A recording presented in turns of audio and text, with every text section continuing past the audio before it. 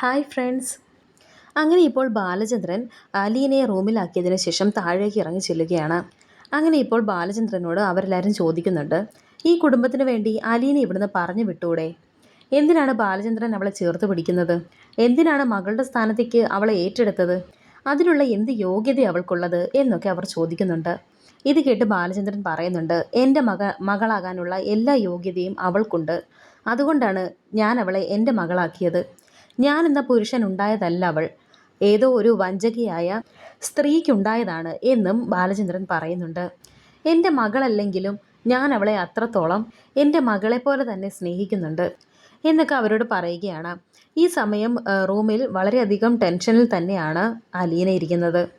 ശിവൻ ഇപ്പോൾ ചോദിക്കുന്നുണ്ട്, നീ എന്തിനാണ് അലീനയെ ഇവിടെ പിടിച്ചു നിർത്തുന്നത് എന്ന്? നിന്റെ കുടുംബത്തിലുള്ള നിന്റെ ഭാര്യയ്ക്കോ നിന്റെ മക്കൾക്കോ പോലും അതിഷ്ടമല്ല, പിന്നെ അവരെക്കാൾ മേലെയാണോ അലീന എന്നൊക്കെ ചോദിക്കുമ്പോൾ ബാലേന്ദ്രൻ ഇപ്പോൾ രോഹിത്തിനോട് ചോദിക്കുന്നുണ്ട് അതിനെപ്പറ്റി.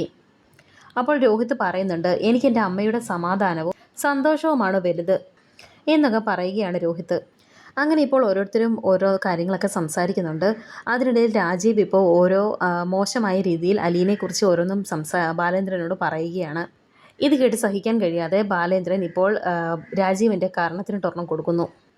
അങ്ങനെ ഇപ്പോൾ രാജീവൻ ബാലേന്ദ്രനെ തിരിച്ചടിക്കാൻ തുടങ്ങുമ്പോൾ ശിവൻ വന്ന് തടയുന്നുണ്ട്. ഇതൊക്കെ കണ്ട് അവിടെ നിൽക്കുന്ന എല്ലാവരും ഞെട്ടുന്നുണ്ട്. അങ്ങനെ ഇപ്പോൾ ബാലേന്ദ്രൻ എല്ലാവരോടുമായി പറയുന്നുണ്ട്, ഇനി ഇവിടെ എൻ്റെ ഏകാധിപത്യ ഭരണമാണ് നടക്കാൻ പോകുന്നത് എന്നൊക്കെ പറഞ്ഞിട്ട് ഇപ്പോൾ മുകളിലത്തെ റൂമിലേക്ക് സ്റ്റെപ്പ് കയറി പോയിക്കൊണ്ടിരിക്കുകയാണ് ബാലേന്ദ്രൻ. എന്നിട്ട് അവിടെ നിന്നിട്ട് തിരിഞ്ഞു നിന്ന് പിന്നെ വീണ്ടും പറയുന്നുണ്ട്, ഇനി അലീനയുടെ പേരും പറഞ്ഞ് കൊല്ലപ്പള്ളിയിൽ നിന്നും ഒരെണ്ണം പോലും എൻ്റെ വീടിനകത്ത് കാല് കുത്തിയേക്കരുത് എന്നൊക്കെ പറയുന്നുണ്ട്. അങ്ങനെ ഇപ്പോൾ ആളുകളെ കൂട്ടി വന്നിട്ടും ഒരു കാര്യങ്ങളും നടക്കാത്തത് കൊണ്ട് തന്നെ ആകെ നാണം കെട്ട് വിഷമിച്ച് നിൽക്കുകയാണ് വൈജയന്തി. അങ്ങനെ ഇപ്പോൾ ബാലേന്ദ്രൻ റൂമിലേക്ക് വരുന്നുണ്ട്. റൂമിലേക്ക് അപ്പോഴാണ് അലീനയ്ക്ക് സമാധാനമാകുന്നത്. അങ്ങനെ ബാലേന്ദ്രൻ ഇപ്പോൾ അലീനയെ ചേർത്ത് പിടിക്കുന്നുണ്ട്. അങ്ങനെ അലീനയും അച്ഛ എന്ന് വിളിച്ച് കെട്ടിപ്പിടിച്ചെന്ന് കരയുന്നുണ്ട്.